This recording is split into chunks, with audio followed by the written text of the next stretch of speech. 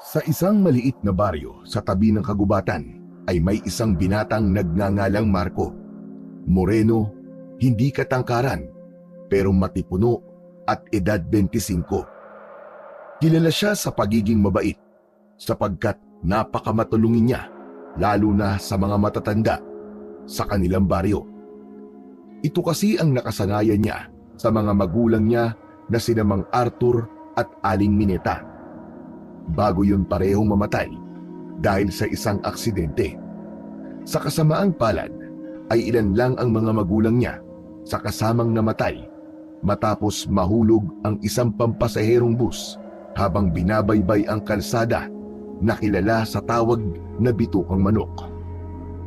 Marami ring haka-haka tungkol sa aksidenteng yun sapagkat tinagurian ang nasabing kalsadang mahiwaga at nakakatakot dahil marami na ring aksidente ang nagaganap doon. Taon-taon ay palaging eksaktong 13 katao ang kinukuha ng kalsada, kaya nabansagan din itong Hell 13, lagusan sa kabilang buhay, kalsada ng kamalasan at kung ano-ano pa. Kaya ang hinala noon ng mga taga-baryo ay hindi sadyang aksidente ang nangyayari kung merong madilim na entity ang gumawa nito, kaya napahamak at namatay ang mga magulang ni Marco. Mabuti na lang ay nasa pangangalaga siya ngayon ng kanyang lola Ignacia, ang ina ng namayapa niyang tatay Arthur. At dahil sa kabaitang taglay ng binata, kaya marami sa taga-baryo, lalo na ang mga matatanda, na giliw sa kanya. Sapagkat meron din siyang sex appeal at maganda ang hubog ng katawan, kaya ang iilan sa mga taga roon ay niloloko siya na pinagkakasundo sa kanilang mga apo. 3:00 ng hapon, araw ng Biyernes, ay nakatambay sila ng kaibigang si Lito sa kubong ginawa ng mga taga-baryo para masilungan at mapagtambayan ng mga taga roon. Ang kubong tinutukoy kasi ay nasa boundary ng maliit na baryo at ng kagubatan. Naisipan itong itayo dahil upang may mapagpahanginan ang mga taong pagod na pumapasok sa gubat para mangaso, mangahoy, manguha ng mga bunga ng kung ano-anong punong kahoy at maghanap ng mga halamang gamot. Ang sinasabing kagubatan ang isa sa pinagkukunan ng kabuhayan ng mga nakatira sa maliit na baryo. Subalit kahit marami na ang pumapasok sa kasukalan nito, ay hindi pa rin nawawala ang hiwaga at katatakutang bumabalot sa loob ng gubat. Marami pa rin ang mga kaganapang hindi maipaliwanag, kaya maingat pa rin ang lahat sa tuwing sinusuong ang nasabing kagubatan. Habang nakatingin sa kalangitan, ang matangkad at payat na si Lito ay nangunguyakoy pa ang paa nito. Nagdudulot tuloy ito ng pag-uga ng kawayang inuupuan nilang magkaibigan. Ano, Koy? Pupunta ka pa ba sa gubat?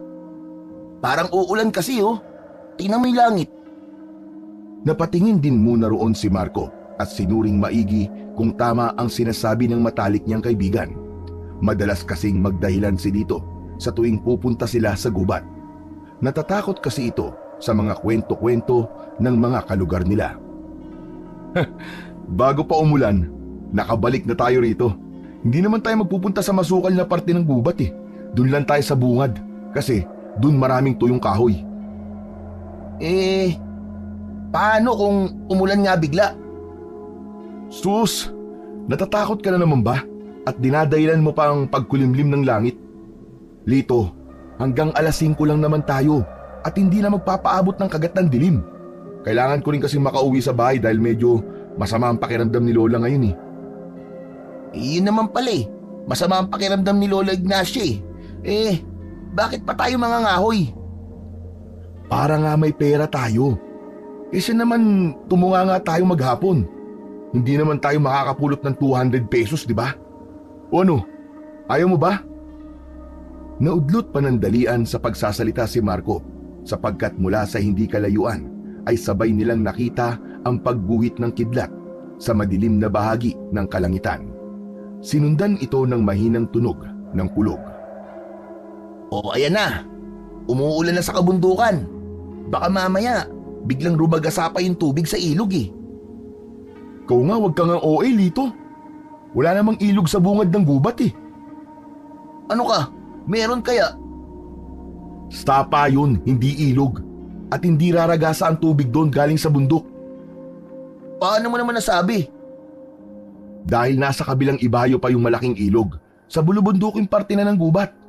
Ito naman, parang bago ng bago, parang hindi alam. Ano, sasama ka ba? Kasi kung hindi, aalis na ako at itong si Morley na lang ang isasama ko. Mas matapang pa tong aso ko kaysa sa'yo eh. O sige, hihintayin na lang kita rito. Bahala ka na nga. Hindi kita hahatian ng pera kahit hintayin mo ako dyan. Eh di wag. Uuwi na lang ako. Natatawang pinagmasdan ni Marco ang matalik na kaibigan habang tila batang nagdadabog palabas ng kubo. Ilang metro na ang layo ni Lito nang maisipan niyang bumalik habang hindi maipinta ang muka sa pagkabanas. Umupo siya uli sa mahabang kawayan bago napapangusong parang bata na hinarap ang matalik na kaibigan. O sige tol, ganito na lang ha. Hihintayin kita, tapos ako na magbubuhat ng mga panggatong hanggang kinamang beryong. Kahit bigyan mo na lang ako ng 50 pesos. Okay, yun lang naman pala eh. Deal, 150 ang sa akin, 50 ang sayo. Matapos magkamayan ay tinawag na nga ni Marco ang alaga niyang asong si Morley na isang pure Pinoy breed dog na mas kilala sa tawag na Philippine Forest Dog at tinagurian din ng iba na witch dog. Nagkakakawag ang buntot ng nasabing aso saka tumahol-tahol hanggang sa maglakad na sila papasok sa kakahuyan. Nang medyo malayo-layo na ay napalingon pa ulit si Marco sa kubo matapos marinig na magsalita ang matalik niyang kaibigan. Tol, hanggang alas 5 lang ha. Kapag wala pa kay ni Morley, uuwi na talaga ako. Oo na, maghintay ka lang dyan hanggang sa may makasama kang lamang lupa o kaya engkanto, bahala ka.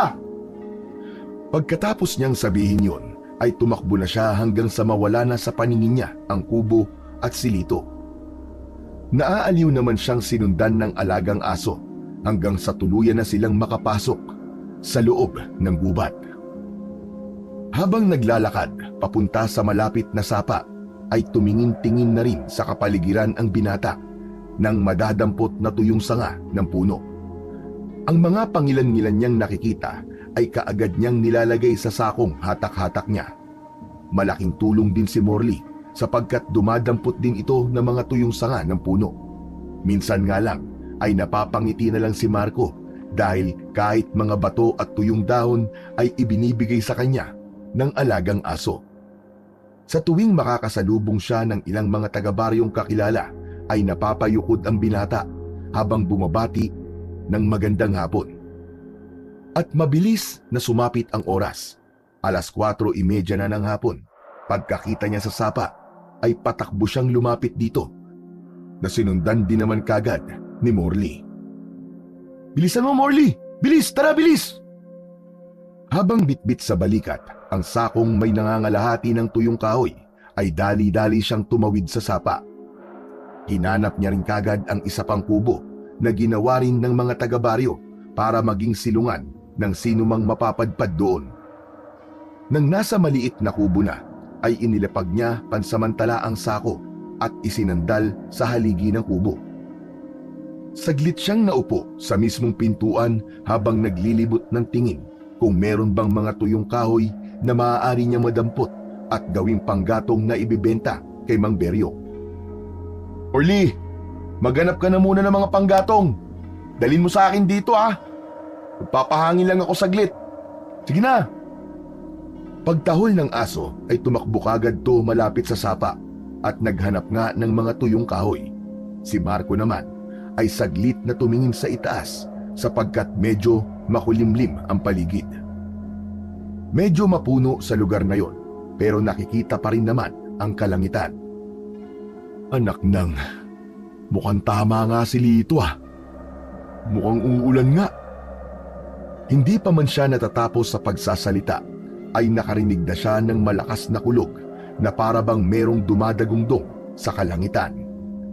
Natigilan din ang aso at napatingin sa langit na parang alam ang nangyayari sa paligid. Morley! Morley, dali! Balikan na rito! Bilis! Kaagad na sumunod ang aso na may dala pang maliit na tuyong sanga. Pagkaabot sa kanya nito ay inilagay niya rin sa sako at binitbit ang nasabing bagay para ipasok sa loob ng kubo. Nagbabadya na kasing pumatak ang ulan. Hindi nga nagkamali ang binatang matipuno sapagkat unti-unti na ngang bumuhos ang ulan simula sa manipis na ambon hanggang sa magtuloy-tuloy na ito. Nanatili lang tuloy sila sa loob ng kubo habang nagpapatila ng ulan at nakatingin sa sapang unti-unting lumalabo ang tubig. Hindi naman nababahala si Marco dahil wala pang pagkakataon na tumaas ng gusto ang tubig sa sapang yon. At kung sakaling mangyari man, mataas din naman ang kinalalagyan ng kubo kaya hindi sila mapapahamak ng kanyang alagang aso. Ay nako, umamalasin ka nga naman oh. Ang sabi ko pa naman kay Mang Beryong, 2 sako ang dadaling ko sa kanya. Kung alam ko lang na uulan eh. Ay nako, kanina pa dapat kami nilito nagpunta rito sa gubat. Minamalas ka nga naman talaga, oo. Umuungot-ungot pa ang forest dog na parang nauunawaan ang kanyang mga sinasabi. At dahil doon, ay hinimas-himas na lang niya sa ulo bago kausapin na parang bata. Huwag kang mag-alala, Morley. Papatilain lang natin ang ulan. Pagkatapos, babalik na tayo. Wala na eh. Basa na ang mga kahoy kaya wala na ring silbi yung mga makukuha natin. Sabay na dumungaw ang dalawa sa pinto habang naghihintay sa pagtila ng ulan. Pero kabaligtaran ang nangyari. Mas lalo lang lumakas ang buhos kaya tuluyan ng nanlabo ang tubig sa sapa. Mas umingay din ang paligid. Mas lumakas ang tunog ng kulog at kidlat. Senyales na nasa mismong kinaroroonan na nila ang ulap na may dala rito. Pinagmasdan ng binata ang kanyang aso na pumunta na lamang muna sa isang sulok at natulog. Hanggang sa nahiga na lang din siya habang naghihintay sa pagtila ng ulan. Ay nako, tama. Umidlip na lang muna tayo, Morley, habang malakas pa ang ulan. Pagpikit niya ng mga mata habang nakangiti ay maya-maya lang inanod na kagad ang diwa ni Marco ng matinding antok na akala mo ay hindi siya nakatulog nitong nakalipas na gabi. Wala naman siyang kung anong napanaginipan, kaya lang ay bigla siyang napabalikwas ng bangon matapos makarinig ng malakas na tunog na parang may kung anong sumabog. Yawa! Ano yung pagsabog na yun? Habang nakaupo sa sahig, ay hinanap niya kagad ang alagang aso at nang di nito makita sa pwesto nito, ay nabahala si Marco kaya dali-dali siyang tumayo. Hanggang sa marinig na nga ang pagtahol ni Morley mula sa hindi kalayuan. Dahil doon ay sumilip siya sa likurang bintana kung saan ay tumambad sa kanyang paningin ang nagliliyab na puno na may senyales ng pagtama ng kidlat. Ang apoy na nanggagaling sa punong yon ang tanging nagsisilbing liwanag sa madilim na kagubatan. Doon lang din na-realize ni Marco na gabi na pala. Diyos ko po, lagot! Gabi na pala, tapos umuulan pa rin. Sa kanya binalingan ang alaga niyang aso na nakatingin sa nagliliyab na puno. Morley, balikan na rito, dali! Huwag ka lumapit dyan sa apoy! Delikado dyan! Lumingon sa kinaroroonan niya ang aso, subalit bumalik din ang atensyon nito sa nasabing puno na halatang mabibiyak na. Nagpatuloy na tumahol-tahol si Morley at nang mapansin ni Marco na mababagsakan ng nagliliyab na katawan ng puno ang kanyang aso, ay dali-dali siyang tumakbo palapit dito. Sa kabutihang palad, bago pa tuluyang bumagsak ang matayog at nasusunog na katawan ng puno, ay nakuha niya si Morley. At ang mas nakakagulat pa, pagtingin niya sa kubo ay durog na rin ito at nagliliyab. Napa-sign of the cross na lamang siya sa kamakailang beses na humalik sa aso na palitan ang pag-ungot at pagtahol.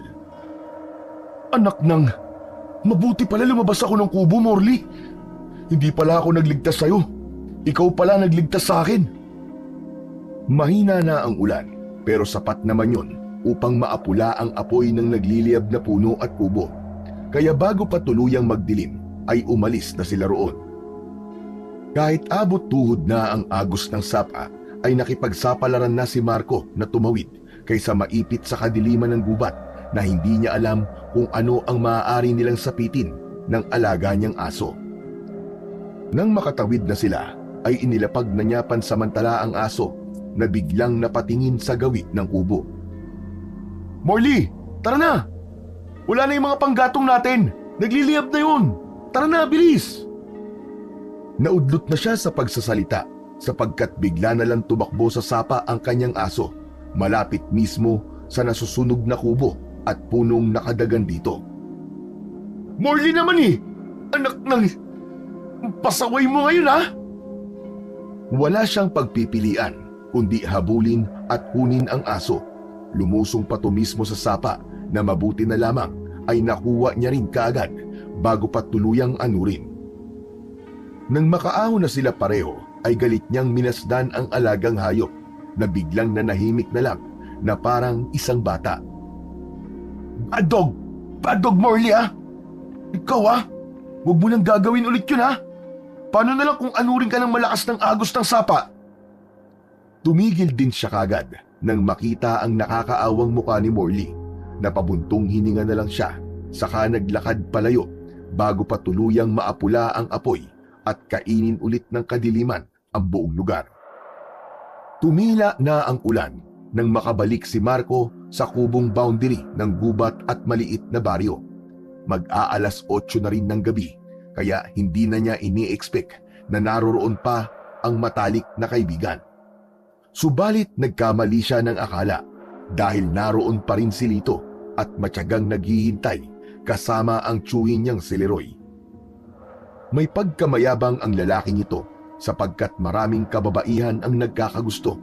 Astigin din kasi ang dating nito na bukod pa doon ay meron din naman talagang ibubuga dahil sa matangkad, may itsura at matipuno ito. Nandun din si Tatay Ador, ang isa sa mga opisyal ng maliit na baryo na ninong ni Marco, at si Lola Ignacia na alalang-alala sa kanyang apo sapagkat kanina ay madilim na at naroon pa rin ang binata sa loob ng kagubatan. Kasama rin sa mga naghihintay si Mang Beryo na kanina pa inaaway ng matandang babae dahil ito ang dahilan kung bakit nasa loob ng kagubatan si Marco. May mga 5 tao pa silang kasama na handa na sanang gumalugad sa loob ng gubat, subalit lahat ay napangangas sa kanya matapos siyang makitang basang-basa ng ulan. "Lola! Bakit lumabas po kayo ng bahay? Umuulan po eh. Masama pa naman ang pakiramdam nyo." "Ay naku, bata ka. Mas lalo ko magkakasakit kung hindi ka makauwi. Diyos ko naman, Marco. Alas 8 na ng gabi at bakit ngayon ka lang bumalik? Nakita mong naghahanap na kaming lahat sa'yo." "Sorry po, La. Kung nag-alala po kayong lahat sa akin, mangyaring nagpatila po kasi kami ng ulan sa kubong malapit sa sapa eh." Marco, mabuti at hindi kayo napano ron. Nakarinig pa naman kami ng malakas na ugong, tapos may apoy na kaming nakita sa gubat. Kaya humingi na kagad ako ng tulong kay Tio Leroy at kay Tatay Ador. Naisip ko kasi baka natrap ka sa apoy o kung napano ka na eh. "Yung narinig nyo, kidlat yun. May nakidlatan nga rong puno tapos bumagsak sa kubo. Mabuti na lang nakalabas kagad ako. Salamat dito kay Morley dahil nailigtas niya ako." Ikaw talagang bata ka at parang natutuwa ka pa sa nangyari ah. Hay nako, lagi mo na lamang akong pinag-aalala. "Lola naman. Tara na po." "Lola, sige na po. Sorry na." "Okay naman pala si Marco eh. Kung ganung wala palang i-rescue rito, babalik na kami sa baryo. Tara na mga boys." Salamat, Kuya Leroy. Pag-alis ni Leroy at ng mga alipores niya ay tumuon naman ng pansin si Marco kay Mang Beryong na halata rin ang pag-aalala sa ekspresyon ng mukha nito. "Mang Beryong, pasensya na po kasi yung Nakuha akong panggatong ho. Nasunog na rin po dun sa loob ng kubo eh. Naunawaan naman ng matandang lalaki ang sitwasyon niya, kaya nagbigay pa rin siya ng pera bilang pakonsuelo. Nahiya pa ngang tanggapin ni Marco, kaya lang ay ipinipilit ni Mang Beryong sapagkat ayaw niyang magalit pati si Lola Ignacia. Sabay-sabay silang bumalik sa baryo at nang nasa tapat na ng kapilya ay doon na sila naghiwa-hiwalay. Si Mang Beryong at Lito ay nagtungo sa kaliwa, si Mang Ador naman sa kanan, habang ang maglola ay dumiretso lang hanggang sa makauwi sila sa kanilang bahay. Kaagad naligo si Marco kasabay ang aso niyang walang imik simula pa kanina. Matapos makapagbihis ay pinakain niya rin ito, pero nagulat siya at nag-alala sapagkat tila walang gana ang alaga niyang aso. Kaya bago matulog ay binuhat niya si Morley at kinausap habang inoobserbahan. "Morley, okay ka lang ba? Bakit ang tahimik mo? Nagtatampo ka pa rin ba dahil pinagalitan kita kanina, ha?" Matamlay lang siyang pinagmasdan ng aso hanggang sa magpumilit na tong kumawala sa kanya. Hinayaan na lang muna niya itong pumesto sa ibaba ng papag. Matapos magpakibit-balikat, humiga na siya at tumitig sa bubungan ng kanilang bahay hanggang sa anurin na kagad ang diwa niya ng antok. Sa kalagitnaan ng malalim na gabi ay dinalaw ng isang panaginip si Marco. Nakita niya ang kidlat na bumulusok sa isang puno at bumagsak sa kubo. Kalaunan ay nakita niya rin ang bibig ng isang aso na tila may kung anong kinukuha sa sapa. Pagkatapos ay meron siyang nakitang puting bato na kumikinang kasabay ng malakas na alulong na dahilan kung bakit siya nagising. Napatingin ang matipunong binata sa bintana habang pinakikinggan ang alulong ng aso mula sa hindi kalayuan. Tahimik at malinis ang paligid sa labas ng bahay nila, kaya kahit anong mahinang tunog at ingay ay madali niyang naririnig. Napalingon siya sa kinaroroonan ni Morley pagkarinig niyang tila dumuduwal ito. Nag-alala niyang nilapitan ang forest dog hanggang sa nakita niya ang mga isinuka ng kanyang alaga, kasama na roon ang isang puting batong kumikinang na tila kasing laki ng holen. Nakahinga siya ng maluwag pagkakita sa aso na kumakawag-kawag na ang buntot, senyales na okay na ito. Pero naagaw pa rin ang atensyon niya ng nakakasilaw na puting bato. "Morley, ano yan? Yan ba ang rason kaya masama ang pakiramdam mo kanina? Pero saan mo nakuha yan?" Alam ko na. Sa sapa. Yan ba yung kaninang kinukuha mo ron?" Gamit ang bibig ay kinuha ng aso ang nasabing hiyas at ibinigay ito sa kanyang amo.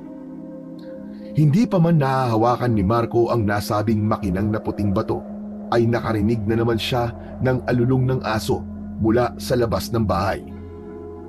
Sa pagkakataong yun ay mas malakas at nakakakilabot na ang alulong na yun na parang napakalapit lang, dahilan para mapabaling na naman ang atensyon ng binata sa bintana.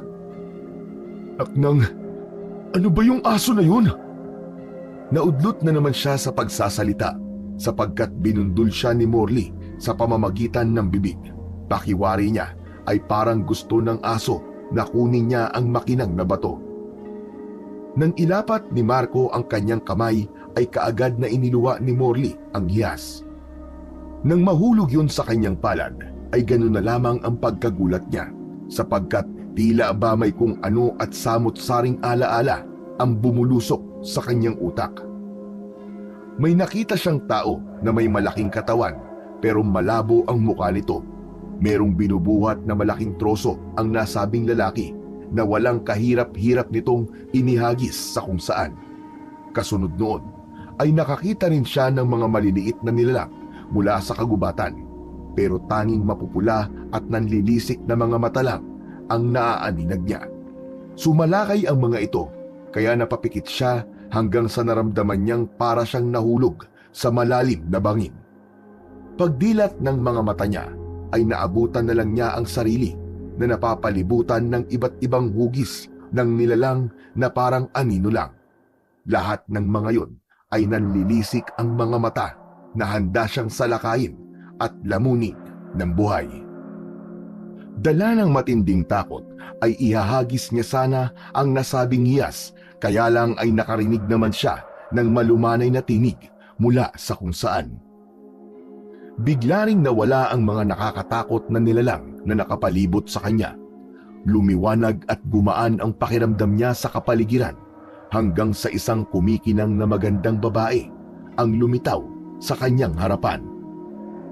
Teka, sino ka?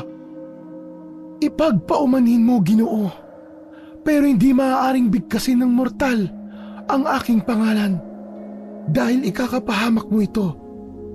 Pero ako ang may-ari ng mutyang hawak mo. Ha? Anong mutya? Makinig ka, Marco. Ikaw ang napili ng mutya, kaya sa ayaw at sa gusto mo, kailangan mong gampanan ang tungkulin ng mutya. Ano? Wala akong maintindihan sa mga sinasabi mo. Natigilan saglit ang matipunong binata dahil mula sa kung saan ay nakarinig na sila ng mas malakas pang alulong ng aso. Pakiwari ni Marco ay nasa tabi na lang niya ang nasabing ingay. Wala na tayong oras. Lulukin mo na ang mutya at bibigyan ka nito ng kapangyarihan. Gawin mo na kung ayaw mong maunahan ka at mapatay ng kampon ng kadiliman. Dahil sa wala nang maintindihan sa mga nangyayari, ay pikit mata na lang na nilunok ni Marco ang puting bato na sinasabing mutya. Pagdilat ng mga mata niya ay laking gulat niya matapos bumungad sa bintana ang isang malaking paniki pero parang mukha ng tao. Tahol ng tahol si Morley na parang galit na galit at dala naman ng matinding pagkagulat ay sinapak na lang niya ang nasabing paniki at sa sobrang lakas ng suntok niya ay tumalsik din siya sa kabilang dingding ng kwarto. Ang huling natatandaan na lang ni Morley habang nagdidilim ang kanyang paningin ay ang ingay sa labas ng kanilang bahay, pati ang nakabibinging pagtahol ng alaga niyang aso. Ngayon, binata, ikaw na ang may-ari ng mutya ng kidlat. Pagkatapos marinig yun, ay tuluyan na siyang bumagsak sa sahig at nawalan ng malay tao. Dinala siya sa ospital nang wala sa kanyang kamalayan at nang nandoon na siya ay muli na naman siyang dinalaw ng maladiwatang babae na nagsasabing may-ari ng mutya ng kidlat. Teka, nasan ako? Huwag kang matakot, Marco. Nasa ligtas na lugar ka. Anong ibig mo sabihin? Tsaka teka, sino ka ba talaga? Daan mong mabuti ang ibibilin ko sa'yo, sapagkat maaaring ito na ang huli nating pagkikita. Gamitin mo ang mutya ng kidlat para ubusin ang kampon ng kadilimang ikinulong sa kagubatan. Subalit ngayon ay nakalaya na. Nagsisimula na silang manalakay sa mga baryo at uunahin nila ang lugar na pinakamalapit, ang maliit niyong baryo. May proteksyon ng mutya na yan laban sa masasamang nilalang at hindi kanila basta-basta masasaktan. Bago pa makasagot ang binata, ay nakaramdam na siya ng kakaibang puwersa. Isang madilim na puwersang parang gusto siyang gawan ng masama. Dahil doon ay naalarma si Marco na tila hindi na rin alam ang gagawin.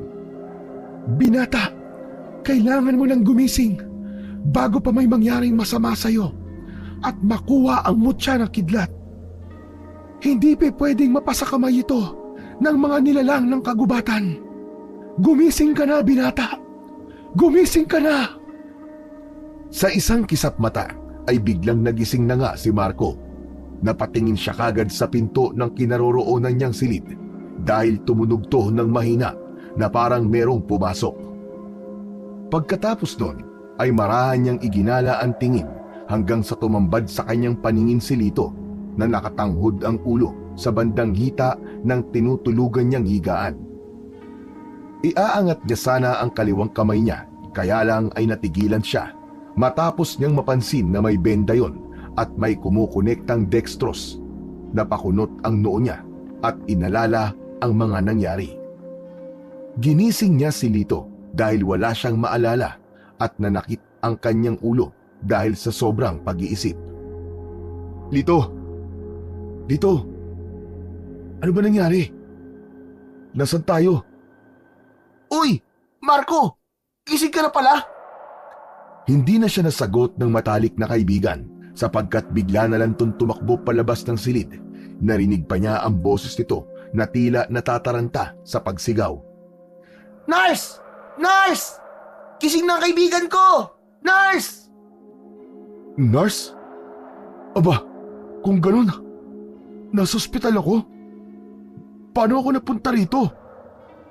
Muli niyang inalala ang mga nangyari hanggang sa tila kusang sumagi na lang sa isip niya ang mahinhin na boses ng isang babae. Pagkatapos nun ay sunod-sunod na niyang naalala ang lahat. Ang malaking katawang lalaki na bumubuhat ng mabigat na troso, ang mga maliliit na nilalang sa kagubatan, at ang nakakatakot na mga imaheng nakapalibot sa kanya. Parang lumobo ang ulo ni Marco dahil sa mga alaalang yon na nagpatayo rin ng kanyang mga balahibo.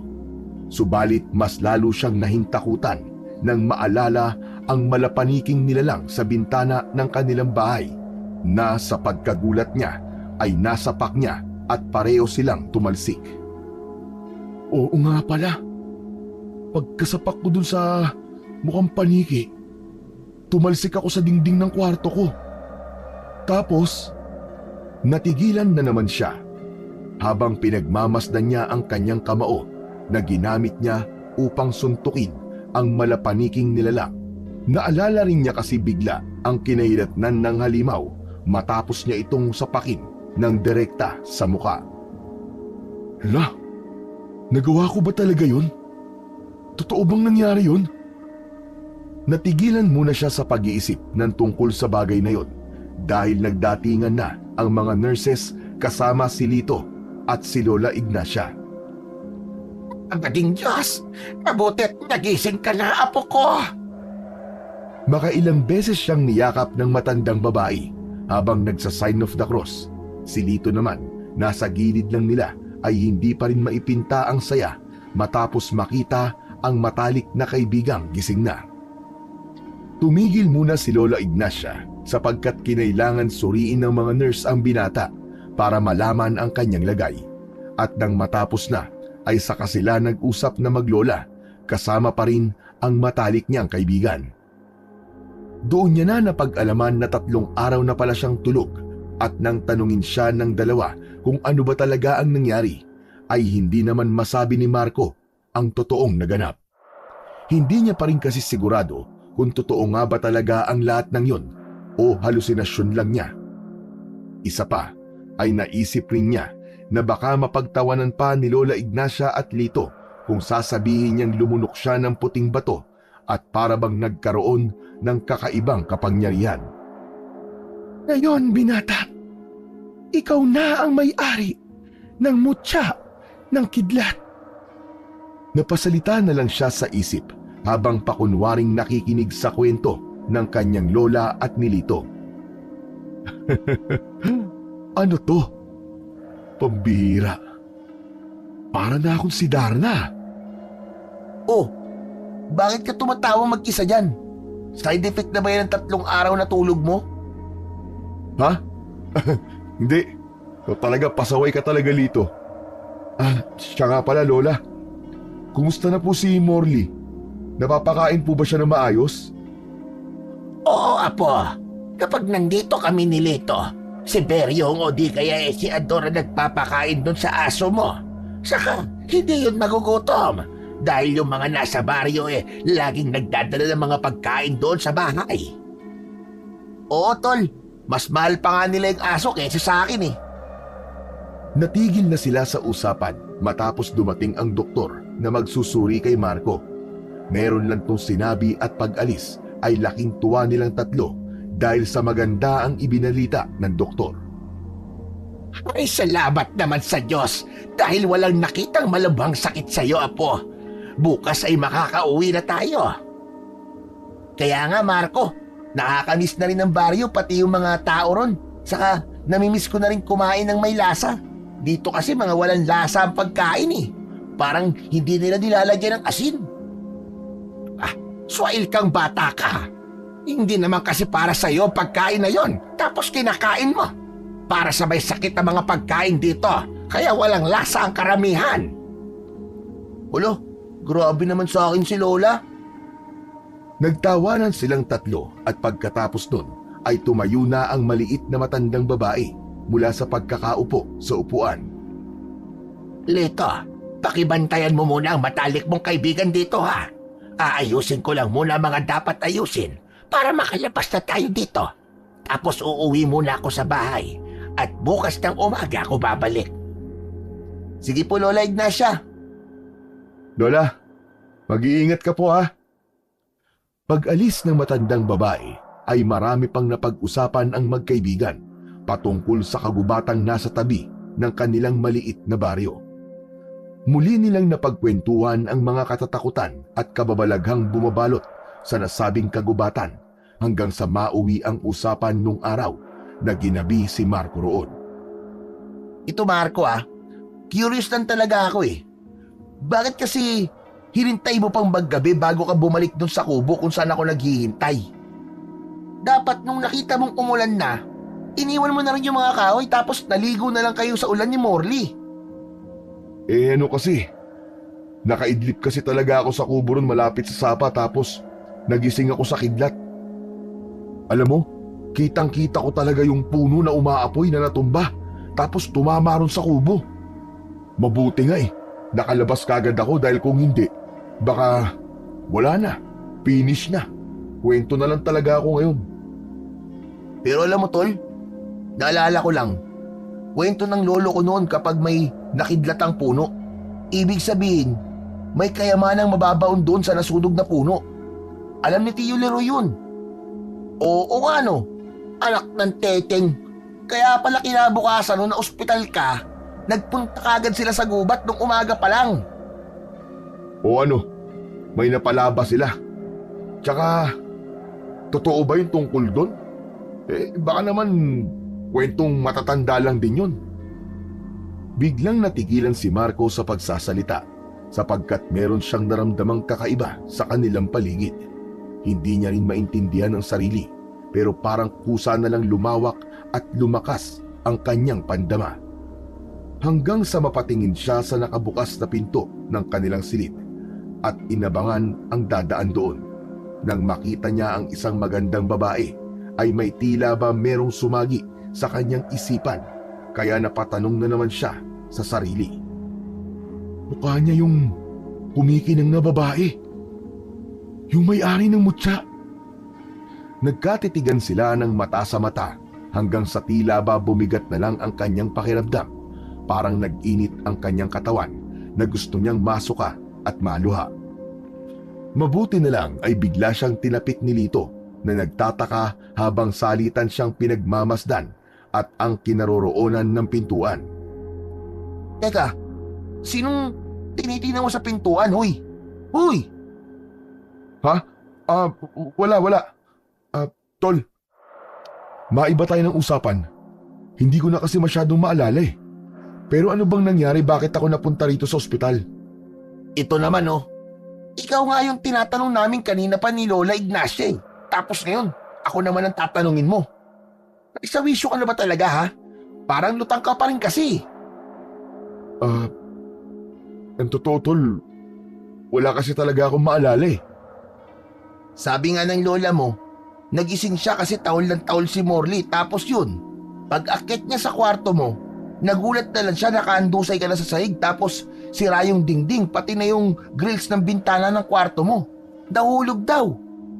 Bukas, pag uwi mo, makikita mo kung gaano yung kasira at sana maalala mo kung ano nangyari sa'yo at paano yun nangyari. Ganun ba? Salamat, Lito ha. O sige, walang anuman. O diyan ka muna ah. Bibili lang ako ng pagkain natin para sa hapunan, para may lasa naman. Paglabas ni Lito ng silid ay pasimpleng napayukom ng mga kamao si Marco sapagkat nakumpirma na niya sa matalik na kaibigan na hindi nga panaginip ang nangyari nung gabing yun. Totoong inatake siya ng taong paniki at sinapak niya to. At dahil sa sobrang lakas ng puwersang nanggagaling sa kanya, ay hindi niya nakontrol ang kanyang pagsuntok at tumalsik siya. Ngayon, binata, ikaw na ang may-ari ng mutya ng kidlat. Ibig sabihin, meron na akong kapangyarihan galing sa mutya. Yung nakita kong babae sa pintuan kanina, kamukhang kamukha niya yung kumikinang na babae sa pangitain ko. Pero parang magkaiba sila ng dating ng aura. Napatingin ulit siya sa pintuan matapos marinig ang mahihinang bulungan at dahil doon ay marahan siyang tumayo at nagpunta roon, hila-hila ang dextrose. Pagdungaw niya sa pintuan ay hinanap niya sa labas ang mga bulungan hanggang sa makita niya ang dalawang babaeng kismosa na kilalang kilala sa kanilang maliit na baryo, si Aling Neni at Aling Corina. Pinag-uusapan ng dalawa ang nangyari nung mga nakaraang gabi sapagkat napapadalas ang pag-alulong ng mga aso tuwing gabi. May nabalita na rin na may mga ilang hayop ang nawawala at natatagpuan na lang na wala ng buhay at tila hindi ordinaryo ang ikinamatay. Pare-parehong biyak ang katawan ng mga hayop at nagkalat ang lamang loob habang ang ilan naman ay hindi na matagpuan na parang nilantakan ng kung sino mang nilalang. Hindi niya na narinig ang isa pang pinag-uusapan ng dalawang tsismosa sapagkat bumaba na to sa unang palapag ng ospital at hindi na naabot ng kanyang pandinig. Sigurado akong tungkol sa kagubatan ng pinag-uusapan nila. Ano kayang meron? Sa kabilang banda ng utak niya ay parang may isang ala-alang nagpupumilit na makawala pero hindi niya rin mawari ito kung ano kaya hinayaan na lamang muna niya. Mabilis na sumapit ang oras. Tahimik na ang buong ospital at kasarapan ng tulog ng mga tao. Habang natutulog ay nararamdaman pa rin ni Marco ang kapaligiran dahil sa taglay na kapangyarihan ng mutya ng kidlat. Para pa rin siyang gising ng mga oras na yon kahit ang katawang lupa niya ay nahihimbing na sa pagtulog. Maya-maya pa ay nakawala nga sa isipan niya ang ala-ala na kanina pang hapon nagsusumiksik. Daan mong mabuti ang ibibilin ko sa'yo sapagkat maaaring ito na ang huling beses na magkikita tayo. Gamitin mo ang mutya ng kidlat para ubusin ang kampon ng kadilimang ikinulong sa kagubatan. Subalit ngayon ay nakalaya na.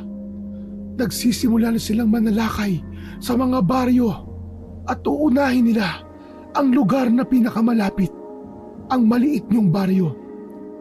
May proteksyon ang mutya na yan laban sa masasamang nilalang at hindi ka nila basta-basta masasaktan.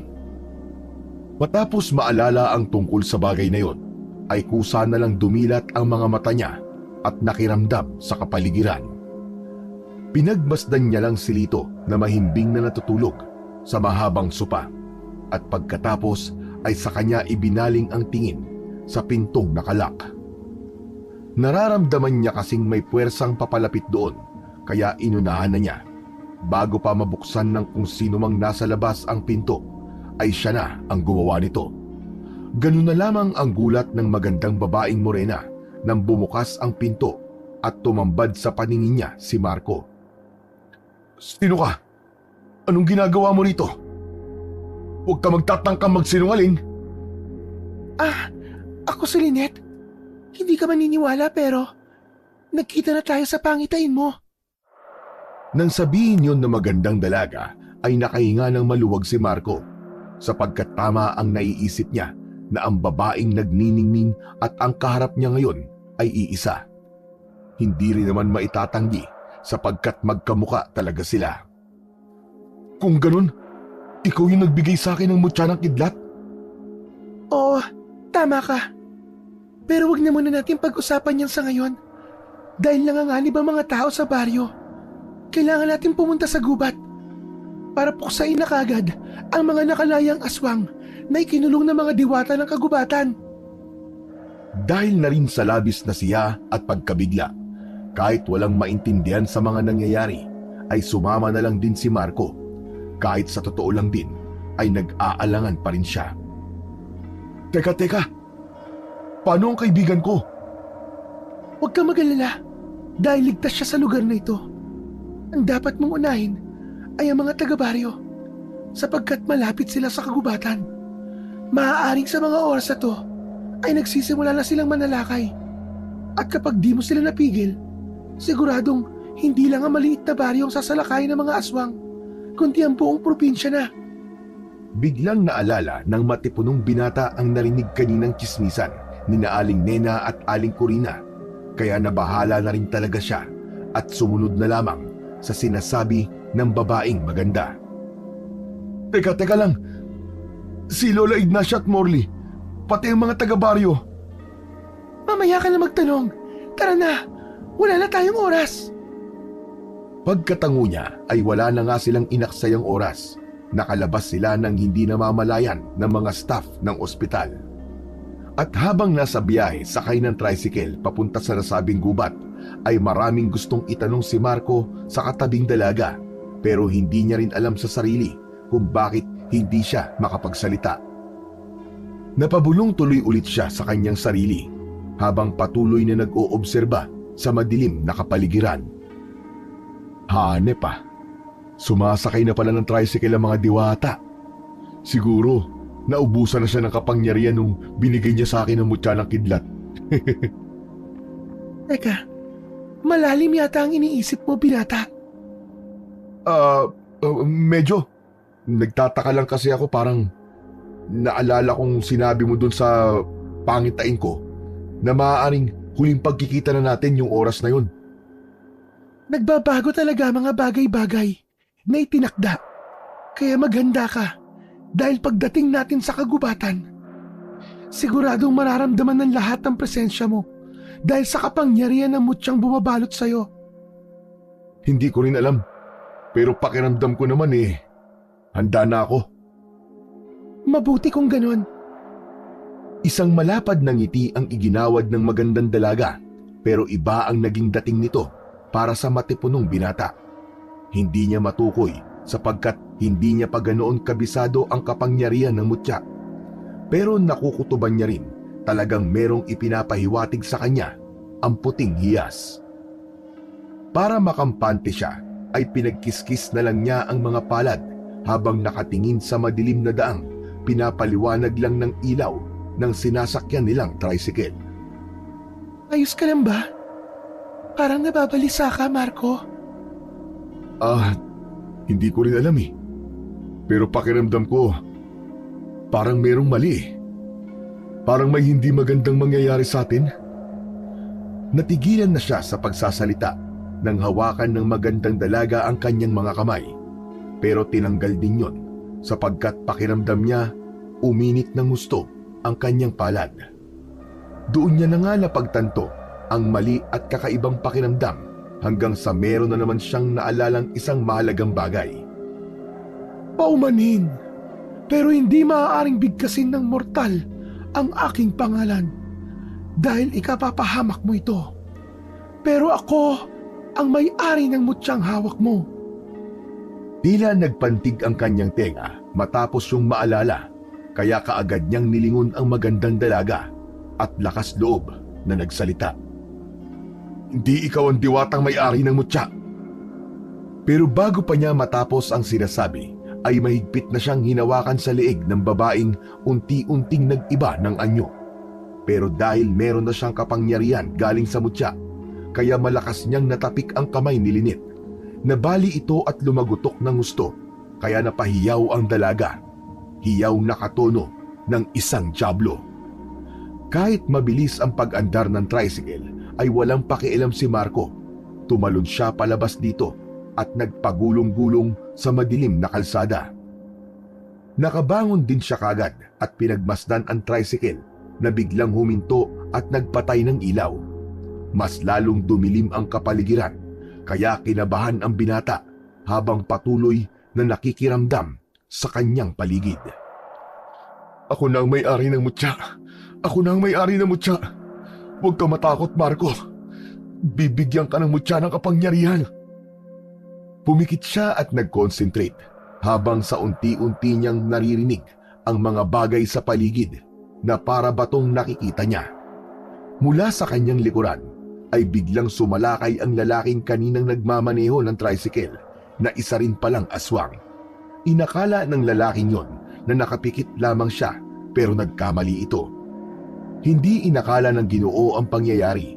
Nang sunggaban niya si Marco ay kaagad siya nitong nahawakan sa leeg at sa bilis ng pangyayari ay nagulat na lamang siya dahil naabutan na lamang niya ang kanyang sarili na nilulupog na ng binatang makapangyarihan.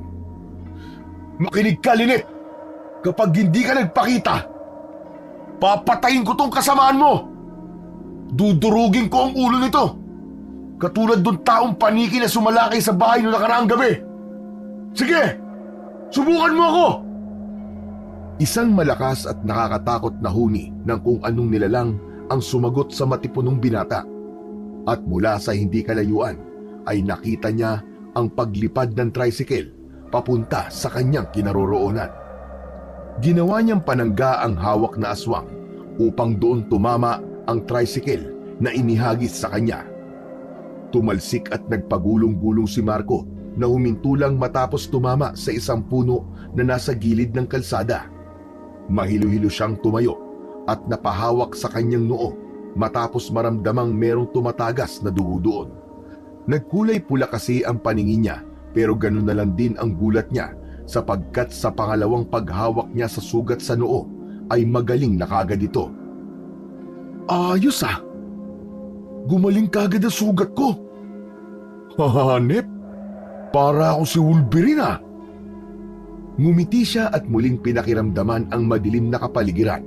Ganun na lang din ang pagkamangha niya sapagkat para na siyang may night vision na malinaw na nakakakita kahit sobrang dilim ng paligid.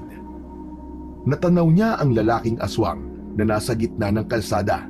Tila naghihingalo na ito dahil sa nakadagang tricycle sa dibdib.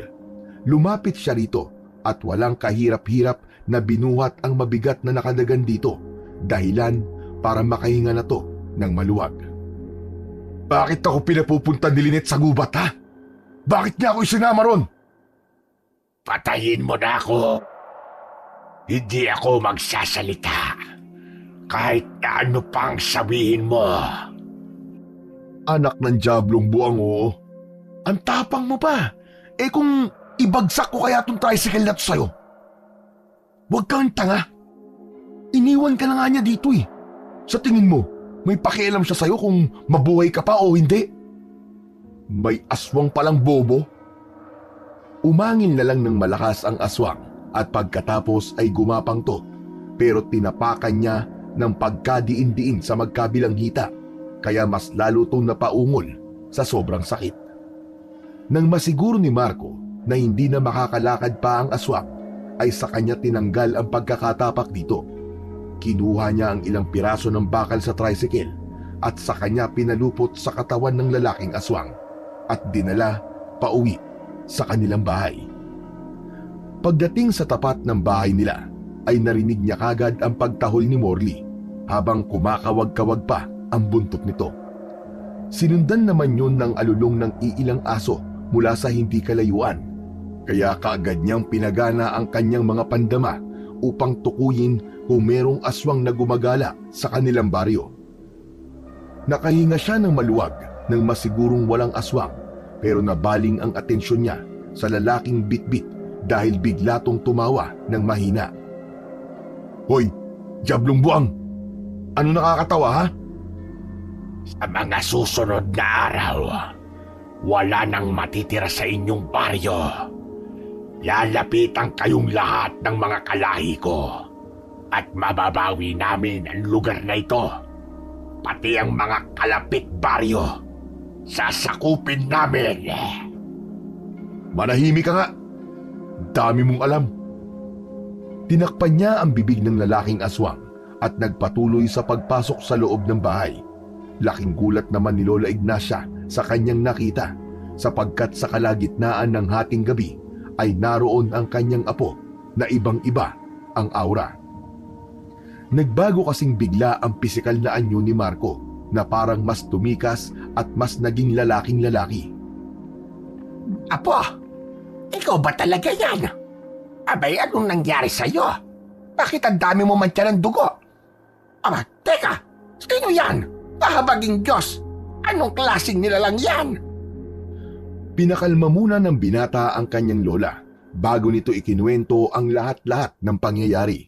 Simula sa noong nilunok niya ang puting mutya ng kidlat na parang si Darna hanggang sa makasagupa na nga niya ang ilang aswang at mahuli pa ang isa. Makalipas ang ilang minuto, nagdatingan na rin si Leroy kasama ang kanyang grupo, pati na rin si Mang Beryong, Tatay Ador at ilang opisyal ng barangay. Nang makita nila ang lalaking aswang na nakagapos ang buong katawan ng bakal, natakot silang lahat at nagulat. Oh, aswang ba yan? Sinong nagpulupot sa kanya na makapal na bakal na yan? Ako po, Kuya Leroy. Pagbaling sa kanya ng mga kalalakian ay mas lalong nagulat ang mga ito dahil sa kanyang kakisigan, kaya kaagad na nagpaliwanag ang binata. Nakaraang gabi ho, bago ako ma-ospital, nadiskubre po ng aso kong si Morley ang puting hiyas na yan sa gubat. Yung kumidlat po. Wala po akong idea nung una kung ano yun. Saka ko na lang po nalaman. Nagaling pala yun sa nakidlatang puno. Seryosong nakinig ang lahat kaya nagpatuloy lang sa paglalahad ang matipunong binata. Ayon po sa maladiwatang babaeng nagpakita sa pangitain ko, mutya raw ng kidlat ang tawag sa puting hiyas. Hindi siya tipikal na mutya ng kidlat dahil bukod sa proteksyon, depensa, swerte, kagalingan, lakas, ay marami pang kapangyarihang taglay ang pinagkaloob niya sa akin. Teka, bakit ikaw ang pinagkalooban ng mutya na yan? At hindi ang katulad ko na mas matured at mas may kakayahan? Yun nga po eh, hindi ko rin po alam. Pero ipinagkaloob po sa akin to, hindi para gamitin sa kung saan-saan, kundi para gamitin sa pampuksa sa mga aswang na ikinulong sa kagubatan na ngayon po ay nakalaya na. At ayon pa po sa diwata, kailangan ko mapuksa ang pinuno nila na siguradong nasa kagubatan ngayon at nagtatago. Nagimbal ang lahat sa kanilang narinig at kitang-kita ang pag-aalala ng mga taong naroon dahil sa labis na takot. Kaya pala maraming namamatay na hayop nito mga nakalipas na araw. At nang makita ang mga yon sa sapa, karimare-mare man silapit. Abay, panay din ang pag-alulong ng mga aso tuwing gabi. Kaya pala nitong mga nakalipas na araw, parang may kakaiba sa gubat. May mga ilang tao na rin ang napapabalitang nawawala. Pero ang kagandahan nga lang, mga hindi taga rito. Pero hindi pa rin natin kailangan mag-alala. Anong hindi ang sinasabi mo, Leroy? Mas dapat tayo mabahala dahil ang maliit na baryo natin ang pinakamalapit sa gubat. Si Ignacia, kailangan tong aksyonan kaagad. Sasama ako kung kinakailangan para matugis ang mga aswang na yan. Mawalang galang na po sa inyo, mga matatanda. Hindi nyo alam kung gaano kadelikado sa gubat, lalo na sa edad nyong yan. Kaya mas mainam na kung manatili na lang kayo rito at ipaubaya sa amin ang lahat. Tama po si Kuya Leroy. Dahil ako naman ang mas merong kakayahan sa atin. Dahil sa kapangyarihan na taglay ko, magpipresenta po akong pumunta ron pero kailangan ko rin ng tulong ng ating mga kalugar, katulad po ni Kuya Leroy at ng kagrupo niya. Nag-angat din ng kamay si Tatay Ador at ang iba pang barangay opisyal at pulis. Natigilan lang sila sa usapan pagkatapos marinig na muling tumawa ang lalaking aswang na nakagapos. Dahil doon ay natuon ang atensyon nilang lahat dito at seryosong pinakinggan ang kung anumang sasabihin ito. Kala nyo ba, porke meron kayong hawak na mutya, ay matatalo nyo si Lynette? Diya ang reyna ng mga aswang sa kagubatan na ikinulong doon ng kakambay niyang Diwata. At sa palagay nyo, paano kaya siya nakalaya? Ituloy mo. Magsalita ka. Paano siya nakalaya? Dahil meron sa maliit na baryong ito na sakim sa kapangyarihan at yaman na nagtraidor sa inyong lahat. Pinagkalulo niya ang maliit na baryo. Humalakhak ng humalakhak ang lalaking aswang hanggang sa hindi na nakatiis pa si Marco sa nakaririnding boses nito. Gamit ang buo niyang lakas ay sinapak niya ang mukha nito. Sa sobrang lakas nun, pumutok na parang lobo ang ulo ng aswang. Nagulat naman ng lahat sa kanilang nasaksiyan. Ang iba ay napalabas ng bahay at ang iba naman ay masuka-suka sa nakita. Anak nang, napasobra yata suntok ko. Pasensya na po kayong lahat sa nagawa ko. Alam kong wala rin po ako sa posisyon para magsalita ng ganito. Dahil alam kong mas nakatatanda kayong lahat na narito. Pero hindi ko na po papaabutin ng pagsikat ng araw at kailangan ng tapusin ang dapat tapusin. Sa tulong po ng Diyos at ng kapangyarihan ng mutya ko, pupuksain po natin ang mga aswang na nasa kagubatan na siyang namamahay sa lugar kung saan po tayong lahat kumukuha ng ikabubuhay. Ano yung traidor sa maliit na baryo? Anong gagawin natin kung totoo nga at sinasabi ng aswang kanina? Mang Beryong, sabay-sabay po nating lulutasin yan at pag-iisipan kapag nagapi na natin ang tunay na kalaban. Matapos magsang-ayunan ang lahat ay naghanda na nga si Marco, Leroy, Mang Ador at ang iba pa nilang mga kasama. Habang sina Mang Beryong, Lola Ignacia at ang ibang opisyal ay nagkasundo na tipunin sa iisang lugar ang mga kababayan nila para na rin hindi mapahamak kung sakaling sumalakay sa baryo nila ang mga aswang. Makalipas ang ilang minuto, pasado 3:00 ng madaling araw, nang masiguro ni Marco na nasa barangay hall na ang lahat ng tao sa maliit na baryo, ay nagtungo na kagad sila sa gubat.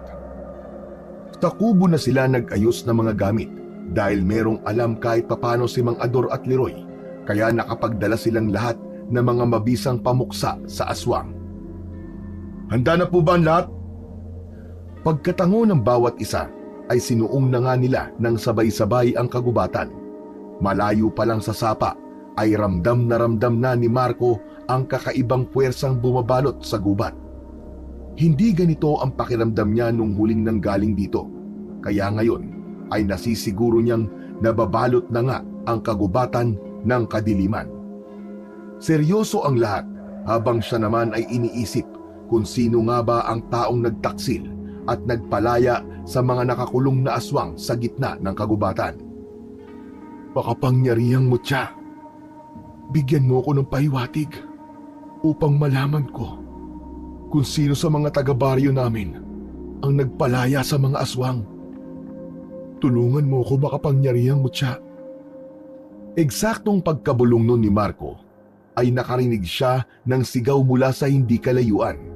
Nang tumakbo silang lahat sa kinaroroonan ng isang barangay pulis, ay nagitla sila sa nakita. Isang patay na kalabaw na halos mahati na ang katawan sa dalawa. Nakita nilang nagkalat din ang lamang loob nito at dugo sa buong paligid nang iangat ni Tatay Ador ang dala niyang pang-ilaw. Mga kasama, mas maigi kung walang lalayo sa atin sa isa't isa. Magsama-sama tayo. Patawid na tayo ng sapa. Paglampas natin sa nasunog na kubo, ay masusukal na ang gubat. Mas didilim na ang paligid. Dahil ang liwanag na binibigay ng buwan at ng mga bituin ay natatakpan na ng mayayabong na puno. Tama si Kuya Leroy, mga kasama. Mahihirapan tayong makakita sa loob. Pero ako ang magsisilbi niyong mga mata at tenga. Kaya kung maaari lang sana Pakinggan niyo mabuti ang mga sasabihin ko. Umaasa rin ako sa inyong lahat, kaya magtulungan tayo. Matapos sumang-ayon ng lahat, ay isa-isa na silang tumawid sa sapa hanggang sa madaanan na nga nila ang nasunog na kubong may nakadagan pang puno na sunog na rin. Nang makalampas sila roon, ay muling nag-concentrate si Marco. Pinagana niya ulit ang kanyang kakayahang makakita gamit ang kanyang pandama. Pagkalaon ay bumulong ulit siya para humingi ng gabay sa diwatang may-ari ng mutya. Bigla na lang kasi siyang tinutuban ng hindi maganda. Makapangyarihang mutya, proteksyonan mo kaming lahat. Bigyan mo ako ng kakayahang proteksyonan ng mga kasama ko. At kung sakaling kasama namin ngayon na nagtraidor sa maliit na baryo, bigyan mo ako ng senyales. Tulungan mo ko, makapangyarihang mutya. Hindi nga binigo ang matipunong binata ng kapangyarihan ng mutya. Binigyan nga siya nito ng senyales, pero nanahimik muna siya at nagkunwaring walang nalalaman. Maya-maya pa, sa tulong ulit ng kapangyarihan ng mutya, ay narating nila ang may kalawakang ilog. Kailangan na natin tumawid sa ilog, mga kasama. Saglit lang, Kuya Leroy! Bago pa matapos ni Marco ang sinasabi, ay meron ng sumulpot na dalawang aswang. Nangingintab ang katawan nitong nangingitim. Mahahaba ang kuko sa kamay at paa. Bumabakat ang mga buto sa katawan na parang luluwa na. Ang itsura ng mga muka ay parang paniki. Lubog ang ilong, nakausli ang pangil at nanlilisik ang mga mata.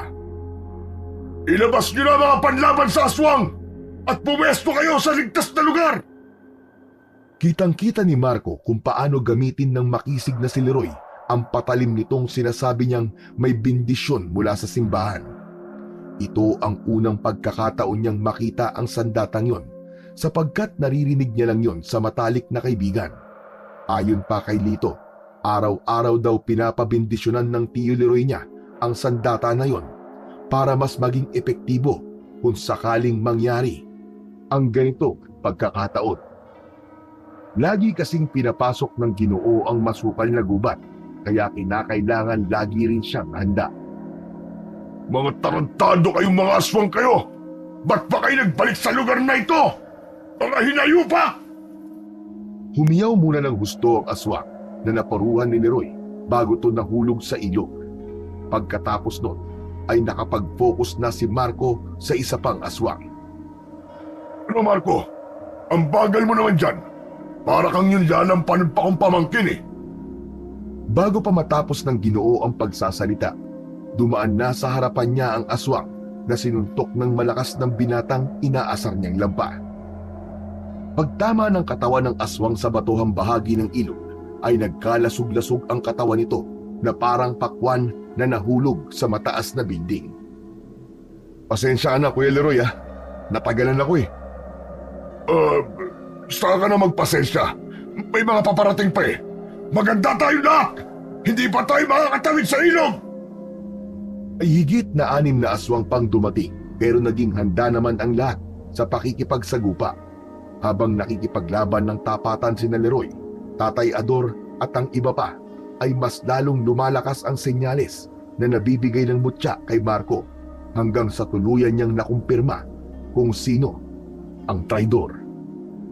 Saglit siyang natigilan sapagkat hindi niya mapaniwalaan ang pangitain na ipinakita sa kanya ng mutya.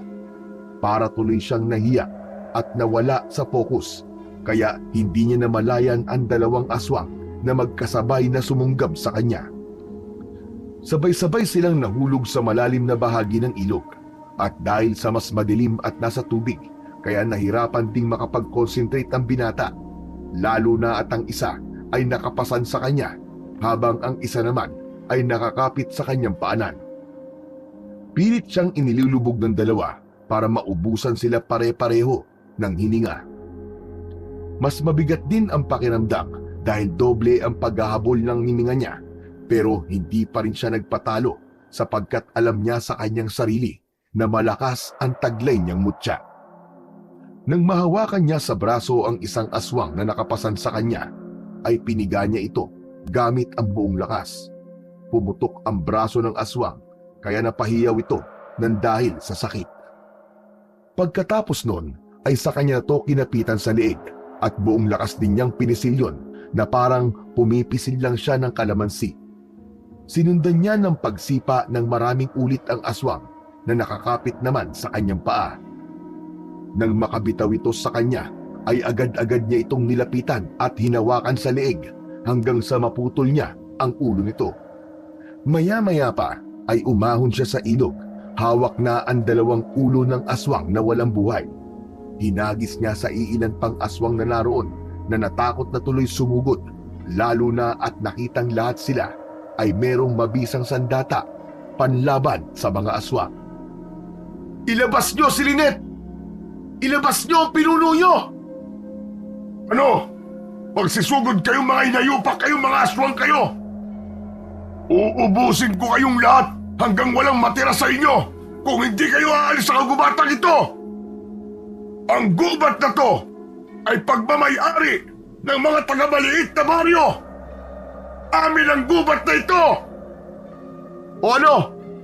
Narinig niyo sinabi ni Kuya Leroy?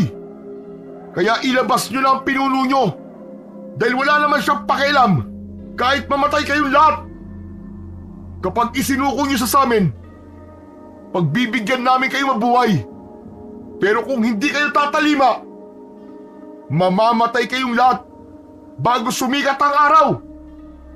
Umangil at umalulong lang ang ibang aswang na nasa kabilang bahagi ng ilog, habang sila naman ay nakaantabay lang at naghihintay sa pagsalakay ng mga aswang. Ayos yung sinabi mo, Marco, ah. Mukhang mas naangasan mo yata ako ron, ah. Kuya Leroy, alam ko na kung sino nagtraidor sa mga taga-maliit na baryo. Biglang napawi ang ngiti sa mga labi ng makisig na Ginoo. Sa isang kisap mata ay naging seryoso yun, habang marahang nililingon si Marco. At habang nasa ganoon silang senaryo, ay eksakto naman na dumating na si Lynette na siyang dahilan naman ng pagkagulat nilang lahat, lalo na si Marco at Leroy. Kasama na magandang babaeng pinuno ng aswang si Lito at nakatutok ang matatalim nitong kuko sa leeg ng matangkad na binata. Kitang-kita ang matinding takot sa mga mata nito, habang si Lynette naman ay nakangisi na parang isang demonyo. O ano? Bakit nanahimik yata kayong lahat? Lalo ang dalawang mayabang na nasa unahan. Biglang sumeryoso ang itsura ng mukha ng babae at unti-unti na rin nagbago ang mukha nito mula sa pagiging maamo na naging isang nakakatakot na aswang. Nilingon naman ni Marco si Tatay Ador at ang iba pang mga kasamahan. Tatay Ador, umalis na po kayo! Tatanggi pa sana ang Ginoo pero humirit pa si Leroy. Narinig niyo naman ang sinabi ni Marco, hindi ba? Umalis na kayo! Sige lang, magsitakbo kayo dahil sa oras na mapatay na kita, Marco, at makuha ko ang mutya. Isusunod ko ang maliit na baryo. Babawiin ko ang lugar ng mga aswang. Naninakaw niyong mga tao sa amin. Itiwan mo ang pamangkin ko, hayop ka! Papatayin kitang aswang ka! Kuya Leroy! Magunos dili ka! Dala ng matinding galit ay wala na sa sariling sumalakay si Ginoong Leroy. Sinubukan siyang pigilan ni Marco. Ang kaso lang ay hinarangan na siya ng 5 aswang na galit at naglalawan. Dahil doon ay napasandal siya sa isang matabang puno at nang makaisip ng mabisang paraan ay buong lakas niyang hinugot ang puno at ginawa itong sandata laban sa mga aswang. Pinaghahampas niya ang mga aswang na isa-isang nagtalsikan sa malayo. May natusok sa matitinik na puno. May tumama ang ulo sa bato ng ilog at nagkabali-bali ang katawan, putol na braso at nagkalat ang laman loob ng mga yon sa paligid ng ilog. Ganun lang din ang pagkagulat ni Lynette sapagkat hindi niya sukat akalain na malakas ang epekto ng kapangyarihan ng mutya sa binata. Pagkatapos nun, Hinagis niya sa pinuno ng aswang ang troso, dahilan para mabitiwan nito si Lito na nakaiwas dahil iniligtas siya ng tiyuhin. Nasagip nila ng ligtas si Lito na nakahinga ng maluwag. Lito, pasensya ka na kung naiwan kita sa ospital at hindi ko rin kagad sinabi sa iyo ang totoo. Kuya Leroy, umuwi na po kayo ni Lito. Ako na po ang bahala rito. Pagkatango ni Ginoong Leroy at sa kanito binalingan ang pamangkin. Madali ka, uuwi na tayo. Hindi ako uuwi, tiyo. Dahil Hindi na itinuloy ng matangkad na binata ang pagsasalita sapagkat mula sa kanyang tagiliran ay meron siyang dinukot na patalim at tinangka niyang isaksak sa liig ng kanyang tiyuhin. Mabuti na lang ay mabilis na nakaaksyon si Marco. Natabig niya ang kamay ng matalik na kaibigan kaya tumalsik ang patalim at nahulog sa ilog. Laking gulat naman ni Ginoong Leroy dahil sa nangyari. Ang ginawa mo, Lito! Kuya Leroy, sinabi ko naman sa'yo, di ba? Nakilala ko na ang nagtraidor sa maliit na baryo. Pagkatapos nun ay humalakhak si Lynette na parang isang demonyo habang pinagmamasdan sila na miserable. Napakagandang tagpo naman ito. Naalala ko tuloy kung paano ko tinraidor ng kapatid kong Diwata. Kung paano niya kami ikinulong ng mga kapwa ko aswang sa gitna ng kagubatan. Mabuti na lang talaga ay may mga taong katulad ni Lito na puno ng galit sa kanilang puso na kayang gumawa ng kahit na ano. Ay ang magpalaya ng tulad ko, mangyari lamang ang kanilang gusto. Sa galit ni Marco ay mabilis niyang sinalakay ang pinuno ng mga aswang na hindi rin inasahan ang mga pangyayari. Na-corner kaagad ng binata ang babae at kaagad tong hinawakan sa bibig kasunod ng paghatak ng dila. Dahil sa lakas ng pagkakahatak niya ay napasama pati ang ilalim ng panga ni Lynette na naghuhumiyaw na ng dahil sa nangyari. Sinubukan manlaban ng babaeng aswang pero wala siyang nagawa sa lakas na taglay ni Marco na halos mag-alab ang mga mata sa galit. At sa sobrang galit niya ay hinawakan niya ang magkabilang pisngi ni Lynette habang nakaupo sa dibdib nito. Kumakalmot-kalmot pa ang babaeng aswang pero hindi yun alintana ng binatang ang tanging layunin ay mapuksa siya ng tuluyan. Hayop ka! Mamamatay ka ng aswang ka! Nagsisisigaw na lang ng gusto si Lynette hanggang sa mahati na ang ulo nito sa dalawang bahagi na parang pinunit lang na papel. Nangisay pa sa huling pagkakataon ang aswang hanggang sa tuluyan na itong bawian ng buhay. Nang makita yun ng iba pa ay nagpulasan na ang mga ito na para bang mga bubwit. At nang hindi na maramdaman ni Marco ang presensya ng mga aswang ay sa kanya binalikan ang magtiyo. Doon ay naabutan niya si Lito na umiiyak habang nagpapaliwanag sa kanyang tiyuhin kung bakit niya nagawang traidorin ang buong maliit na baryo. Di ako nagsisisi sa ginawa ko. Nang malaman ko sa lumang aklat ni Lolo ang tungkol sa hiwaga ng lugar na to, gumawa na talaga ako ng paraan para mapalaya ang mga aswang na ikinulong sa kagubatan. Inuulit ko, hindi ako nagsisisi. Dahil hindi deserve ng mga taga-maliit na baryo ang mabuhay. Sila ang dahilan kung bakit namatay sila nanay at tatay. Hindi nila tinulungan ang mga magulang ko nung nagkaroon sila ng matinding sakit. Tiyo, dapat magalit ka. Kapatid mo ang tatay ko. Isang malakas na suntok ang natamo ni Lito mula kay Ginoong Leroy. Sinadya ng kapatid ko, ng tatay mo, pati ng nanay mo, na umalis sa lugar na ito. Hindi dahil sa ayaw silang tulungan ng mga taga-baryo. Umalis sila para hindi na makahawa pa ng sakit nila. Dahil kapag may nahawa na kahit isa sa mga taga-maliit na baryo, posibleng mahawa ka rin. Sana nakita mong ginawa nila lahat yon para sa'yo. Dahil ayaw nilang mawala ka at hindi lumaki sa lugar na pinagmamalaki nila. Sa lugar na kahit na maliit, nagtutulungan ang mga tao at may malasakit sa isa't isa. Napahagulgol na lang si Lito pagkatapos yun marinig, pero kahit ganoon ay inakay pa rin siya ng matalik na kaibigan at sabay-sabay silang bumalik sa baryo para sabihing tagumpay ang lahat. Sa kabila ng pagtatraidor ni Lito ay napatawad pa rin siya ng mga taga-baryo dahil nauunawaan nila ang nararamdaman niya. Bumawi ang binata sa lahat ng kanyang mga pagkakasala at sa tulong ng isa't isa ay naging maunlad ang maliit na baryo. Si Marco ay namalagi sa gubat upang maging gabay sa mga taong naliligaw ng landas.